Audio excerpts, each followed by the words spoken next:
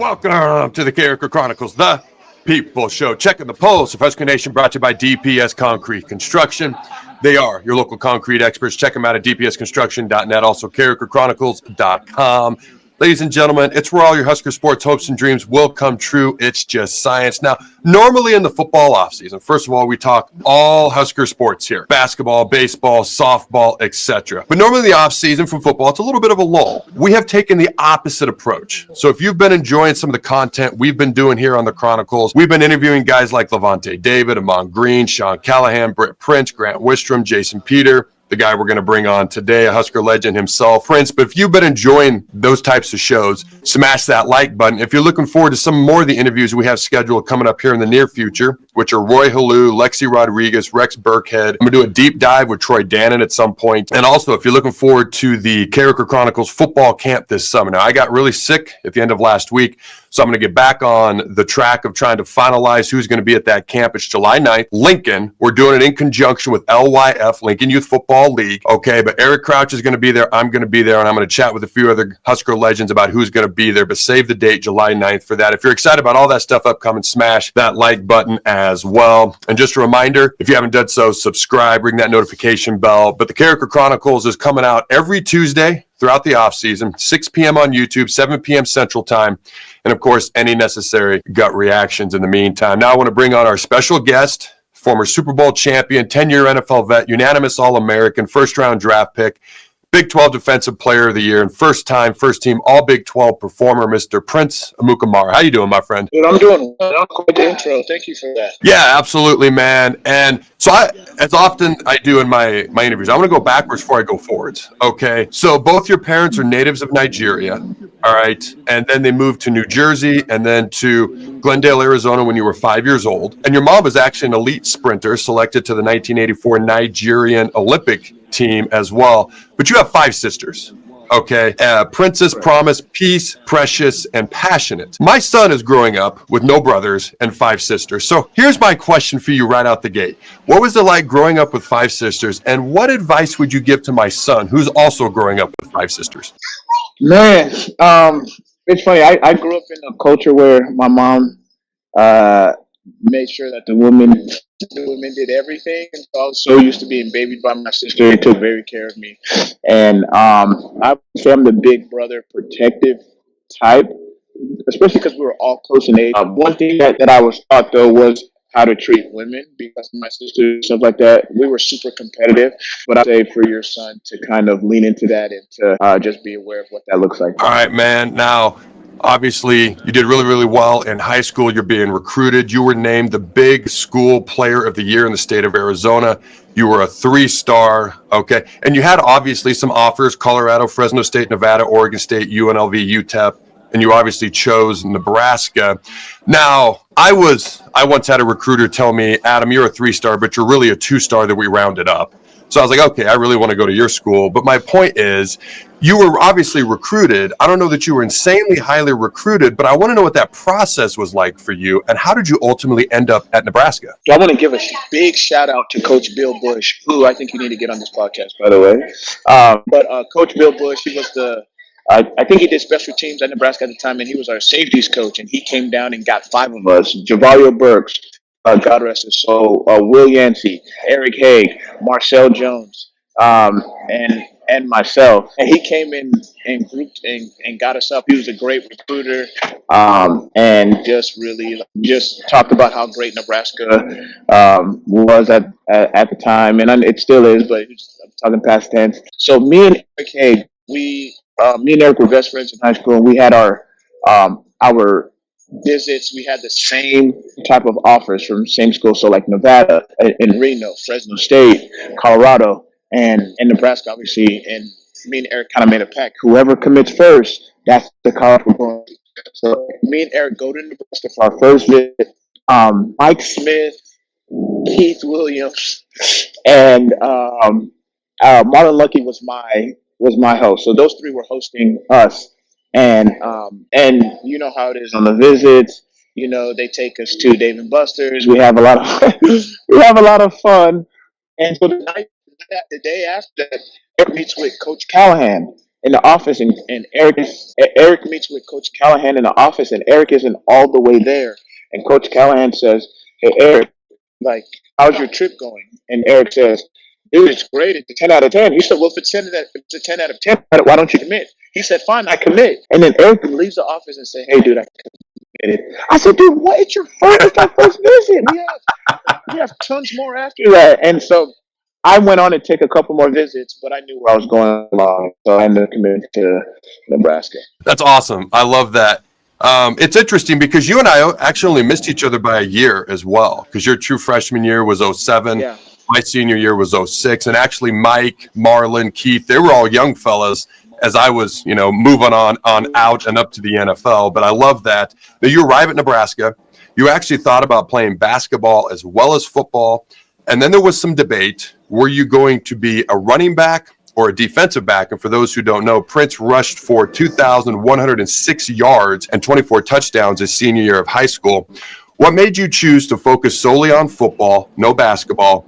And then what made you decide to play DB versus running back? Dude, you've done your research. Yeah. So I really wanted to play running back. When I went on my visit, I met with Coach Jordan, Randy Jordan, who's the running backs coach. And I thought I was going to play running back when I committed. But when I committed and got there in the summer, I don't know what happened. I guess on my rivals.com, it was athlete. And so I was considered an athlete, meaning they could move wherever they went.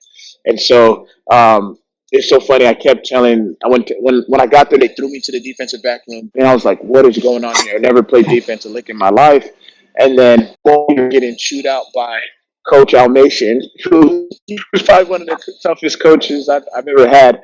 Yes. And I'm sure you have Almation stories. Yep. Goodness. And then and so I go to Callahan's office and I say, "Hey, Coach Callahan, I thought I was going to play offense. Like, what's up?" And then he said, "Yeah, we want you to be a two-way player." They give me a handoff one practice. I run into, I think, Keith Williams' back. And then I never got the ball again, and I just stayed on defense. Coach Bo comes in the next year, and I say, "Hey, Coach, I was supposed to play offense." He said, "Hey, Prince, I think defense fits you well. I've coached a lot of DBs. I think you'd make a great one." I trusted Bo, and it worked out. Yeah, I'd say it worked out all right for you. Yeah, it is a small world. Yeah. I love that story. It is a small world. My wife actually used to babysit Coach Randy Jordan's kids when we were in college. And going back to Bill Bush, he's been on the show twice. And if he ever gets back into coaching, he's promised to give me the scoop. But I love that that's how you ended up on defense. Oh, I love it.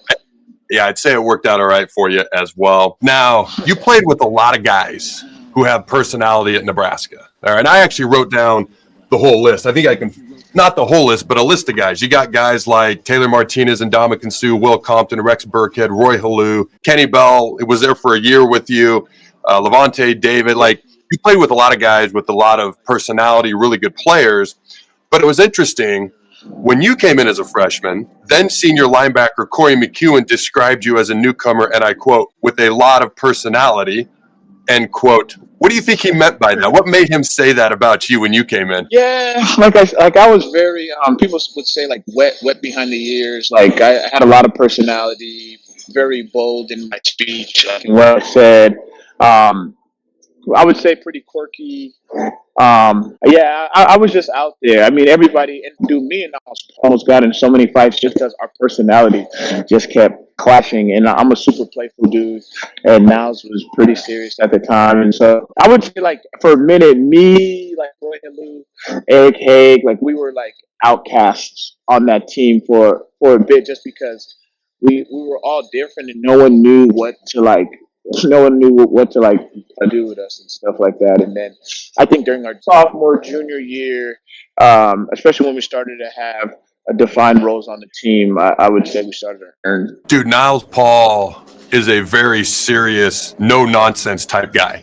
So it's not hard for me to imagine, what you're talking about there. Now, I interviewed you a couple years ago, and we briefly chatted quickly about, I think you did like a boxing match at one point in the locker room with Ndamukong Suh. And I had people ask me after that particular interview, is there any more details we can get than that? Now, whatever you're comfortable with sharing from that, because you basically just said there was a boxing match and then that's all that was really said. Is there any more you can share from that you're comfortable with? Yeah, 100%. So I don't know whose idea it was. And I would say like Anthony Blue either Anthony Booth, somebody has the videotape because it was recorded for sure.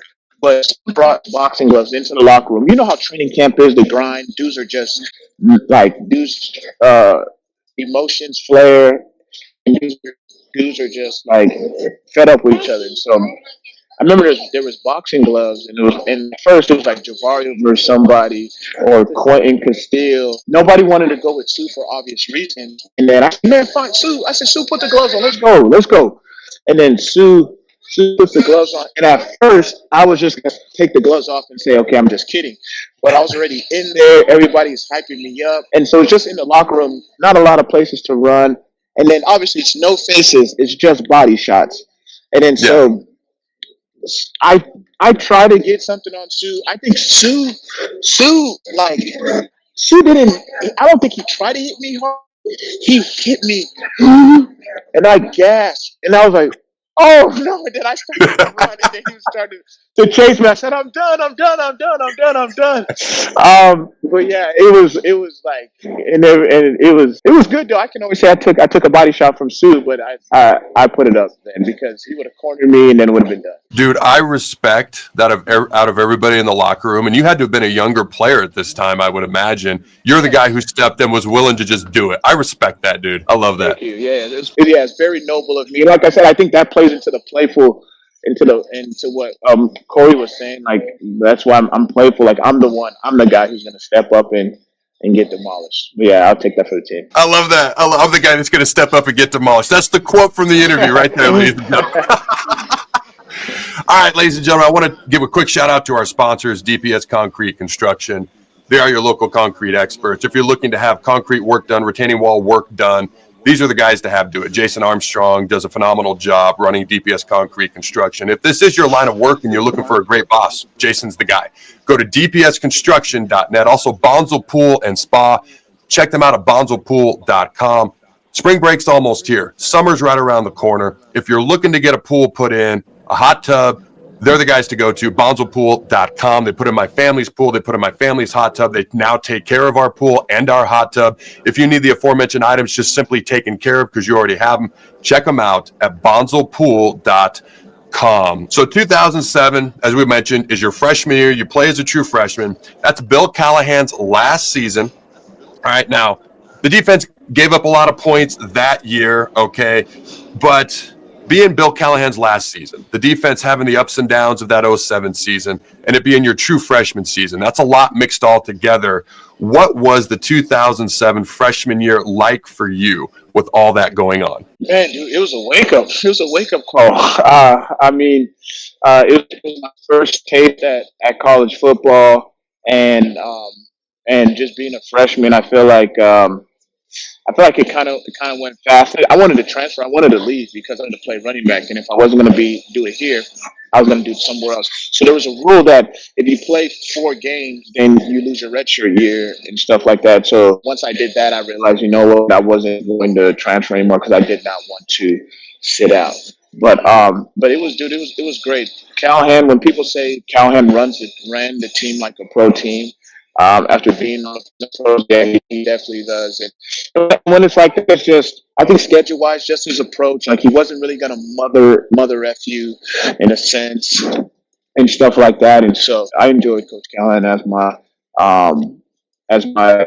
coach, as my first coach in college. And then I had a lot of great guys like Zach Bowman, Cornelius Grigsby, Andre Jones, Sam Keller, like just being around those guys. I mean, I was a big fan of Sam I'm from Arizona, and when he was at Arizona State and stuff like that. And so just being around guys, I just learned a lot from them. All right, man. So 2008, Bo Pelini comes in. What's the biggest thing? And you already talked about Bo wanted you to play defense. Okay, and obviously that worked out all right for you. But what's the biggest thing that Bo did different from the previous coaching staff when Bo came in 2008? Yeah, I would say law and order. Like Bo came and you knew he was boss. The media knew he was boss. The fans knew he was boss. Like Bo came in and established his dominance, like, hey, I'm the boss, and you guys are gonna respect me. He demanded respect, and he received it, and he created a culture of just competitiveness. Like one thing he preached was was compete, and everyone bought in, and you saw like we went to the Gator Bowl this year, and then the Holiday Bowl last year, and then you saw Sue was a different guy. It's so funny. A lot of us talk about when did Sue kind of change. I remember one of the Peters, bro. I think it's Jason Peters. Is he the slimmer, taller one? Yeah. Yes. Yes. Jason Peters comes in. He gives us a speech, and that's one thing I loved about Nebraska is that they have former players that would come in and talk to the team and tell us how it once was, like when they were winning, just the mindset, just the mentality, and I really appreciated those talks. And so, Jason Peters comes in and he's talking to Sue and says, "Sue, when you're down there at the movie theaters on O Street and someone has their arm on your armrest, you knock their arm off and say like that's my armrest." He says, "You knock their arm off and you say that's my armrest." I was more graphic and stuff than that, but the mentality was like Sue, this is yours for the taking. Like you're the biggest, baddest dude in the state of Nebraska. Act like it. A lot of guys would say like, obviously Sue put the work in, stuff like that, but like I think Jason really, like when he gave that speech, it was like Sue was a different animal, like something just boom. And again, and I mean that's when you see him throw the Baylor quarterback down by his neck. You see what he does to Colt McCoy in the Big 12 championship. Like she would be turned into a different beast, and it was great to see. So talk to me about that 2009 defense. A lot of great players on that defense. Okay, but statistically speaking, that's the best Nebraska defense that the Huskers have ever had. Like points per game, number one in the country. When you talk about rushing yards per game, the least amount allowed by any team since 1999. You factor in total yards, et cetera, et cetera. What made that 09 defense so good? Obviously, again, I'm gonna bring up Sue again. It started with Sue, and it started with our front four. I mean, you have Pierre Allen up there. You have Jared Crick.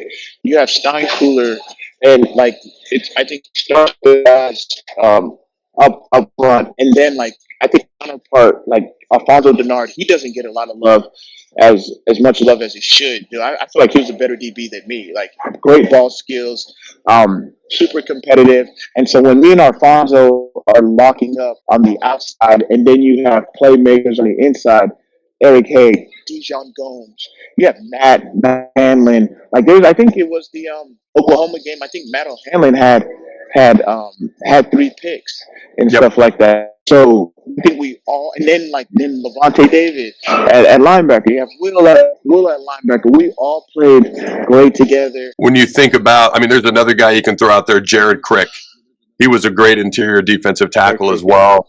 It's interesting. My wife and I were at breakfast 2 weeks ago, one of the snowy days that we had here in Lincoln, and in walks Pierre and his wife. And I hadn't seen Pierre in like 17 years. And come to find out, like our daughters are playing in the same soccer club now and all this stuff. So it's kind of crazy. But oh wow! All right, man. Talk to me about your draft day. All right. So going in, being your first round pick, going into your draft day, the pre-draft scouting service rankings had a ranking on you of 7.3, which was tied for the highest among the 1,400 in college seniors that were all graded. What was that draft day being a first-round pick by the Giants like for you and your family? To be honest, I thought I was going to be like a top 10 just because of what Mel Kiper and they were saying, but it was so weird. I was up in New York. It was weird because a lot of quarterbacks were being taken, and you weren't expecting them to die and stuff like that. And so there were still great players on the board. Like I was still on the board with Nick Fairley, and Nick Fairley from Auburn was supposed to be a top 10 pick. And so, I just kept waiting. Obviously, you never want to be the guy who doesn't get picked on day one when you're supposed to go on day one, and it's kind of embarrassing. You only have one suit. You know what I'm saying? I was thinking a whole bunch of dumb stuff. And then I have my friends calling, and they're like, my friends are just like, hey, like, have you got drafted? Like, man, get off my phone. You're watching this live. Like, why are you asking me? Like, the funny thing about the Giants calling me was that I never had a meeting with them at the combine. And usually that's where you kind of know where you're going. And I never had a meeting with the Giants at the combine. So when I saw the New Jersey number, I was like, whoa. And then it was Coughlin, and he said, hey, we're going to go with you with our number 19 pick. And then, I was super excited. I didn't know New York Giants were in New Jersey, and it worked out. Everything. I'm I'm a true believer. Everything happens for me. My wife in New York. I ended up winning a Super Bowl my first year, and so I'm super grateful for that. All right, man. Let's talk a little bit of modern day Husker football. All right. Matt Rhule has referenced a year 3 jump multiple times. It happened at Temple. It happened at Baylor. He has made it clear he expects it to happen here at Nebraska. This is year 3. Here's my question. In your opinion, as we sit here in late February, I think it's early March now. All right. Will Nebraska take a year 3 jump, and is Matt Rhule the guy to get the Huskers back in that college football playoff conversation, in your opinion? 100%. I think we saw a lot of excitement with, I like to start off with QB1, Dylan Raiola. We saw a lot of promise in him. I feel like he was the best quarterback last year. Obviously, he had some hiccups. Super promising. And yeah, Matt Rhule's the guy. I mean, the players love him. They respect him. And to see him turn around and have that jump from year 1 to year 2, I think we'd be excited for year 3. All right, so you brought up Dylan Raiola. Talk to me about Dylan, because last year I was like, he's a true freshman. He's 19. People, patience. You don't know what you're going to get. It's going to be up and down. And there was up and down. And I think part of that was on him, but I think a lot of it was on the coaches as well. He's a young player. Now I'm looking at like, hey, you're an experienced guy. You're a returning starter, former 5-star. Is it fair to expect him to be one of the best quarterbacks in the Big Ten? When I say one of the best, there's 18 teams. So let's say top 5, one of the top 5 quarterbacks in the Big Ten this upcoming year. He holds himself to that expectation, and he puts that pressure on himself.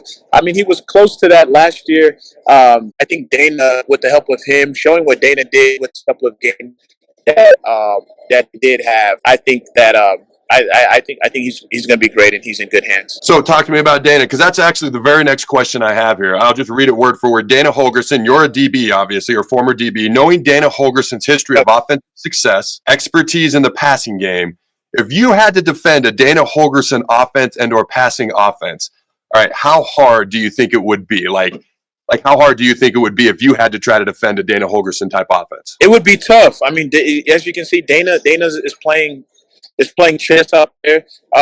You might think you're going to blitz him, but he has a counter to that. He has a solution to that. I feel like he likes to get the ball at quarterback hands quick. And so as a DB, you just know you got to be on your P's and Q's that day versus this offense. All right, man, last question I got for you. I appreciate your time. So Nebraska, as we know, runs a 3-3-5 defense. At least that's what it's called. It's really a hybrid type defense. I'm not sure how familiar you are with John Butler, but if you've watched our defense the last 2 years, Matt Rhule doesn't want to change much, but what he wants to change made me think directly of you for this interview. There's a thumbs up because I did a thumbs up. But he wants to have more NFL-type coverages in the red zone, and he wants to have a few more creative-type packages on third down and in third down situations.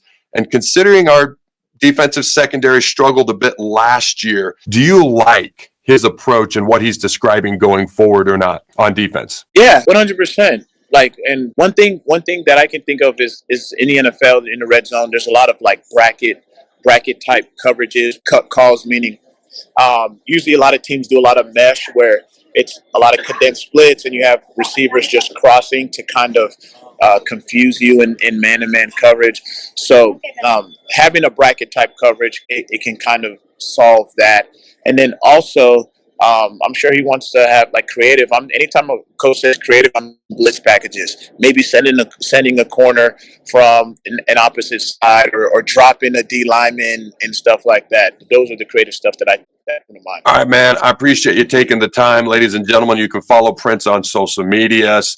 I know he's got a big following there on X. You can follow myself as well on X, TikTok, Facebook, and Instagram. Also, CarrikerChronicles.com. Here are my 3 questions for you fine folks at home. Let me know your answer in the comments below. Number 1, just for fun, is the 09 defense the best defense Nebraska's ever had?